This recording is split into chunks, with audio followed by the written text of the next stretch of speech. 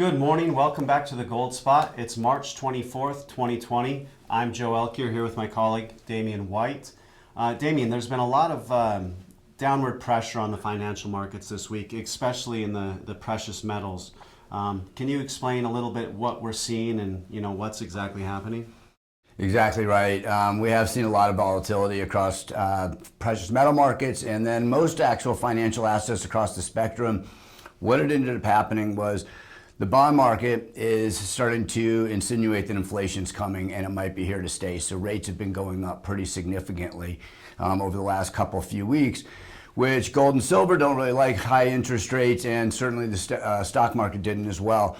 So that in and of itself is starting to put pressure across to everything. And a lot of people think that the Federal Reserve controls interest rates when in fact they don't. They control shorter term interest rates. Longer term interest rates are controlled by the market. And now the market is telling everybody that inflation is here, and that's starting to get everybody concerned.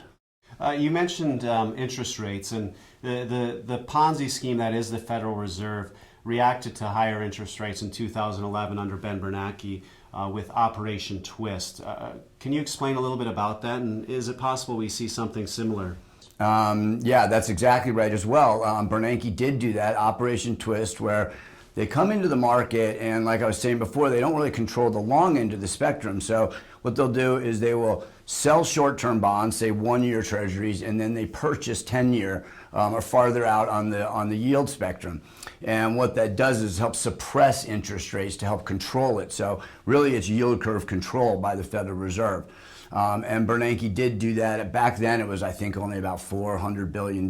So they're going to need to step everything up again. The market has been telling Jerome Powell and the Federal Reserve that interest rates are a concern, and there are rumblings about this. Now, the chairman came out a week or so ago, insinuated that that wasn't really going to happen, that wasn't necessary, and the bond market is still forcing their hand. So we're continuing to see this pressure on gold and silver, on stocks, and again, financial assets everywhere. There's starting to become some distress. So it is a possibility that the Federal Reserve could come out and do this.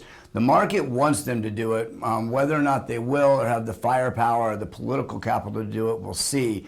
But that could be something that's coming down the pike with the Federal Reserve, I think, in the near to medium term, because you can't always listen to what they say. A lot of it is you just have to watch their actions.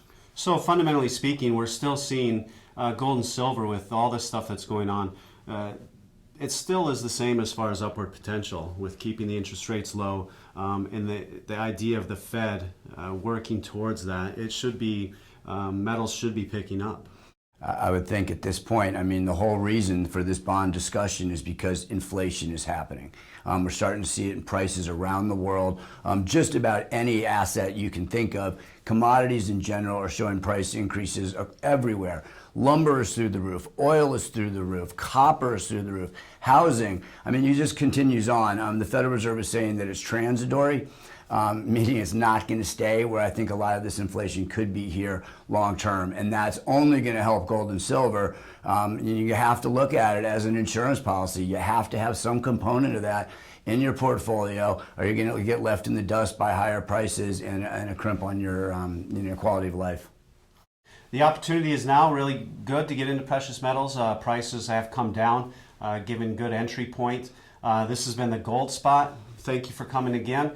We look forward to seeing you next week, and have a great week.